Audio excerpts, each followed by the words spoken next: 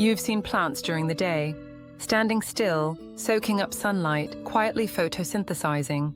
But what if I told you they come alive at night? Right now, in the stillness of the night, your plants might be breathing, shifting, even stretching in ways you've never noticed. Do plants actually sleep? Let's find out. Just like humans, plants follow a daily rhythm known as the circadian cycle.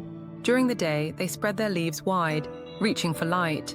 But at night, something magical happens. Meet the prayer plant.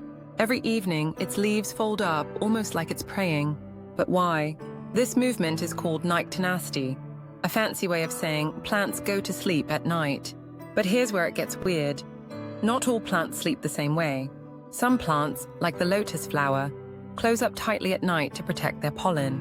Others, like the acacia tree, fold their leaves, maybe to conserve energy, or maybe to hide from predators. But the snake plant, it does something even stranger. It releases more oxygen at night. Unlike most plants, which stop photosynthesizing in the dark, snake plants keep working while you sleep.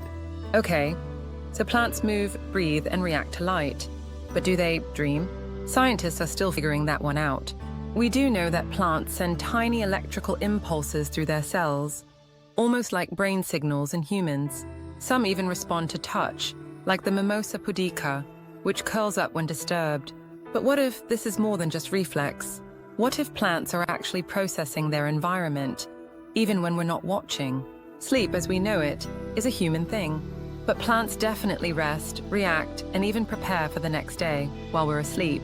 Tonight, when you turn off the lights, take a moment to look at your plants.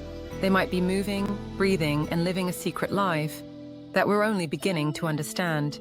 If you enjoyed this video, like, share, and subscribe to my channel.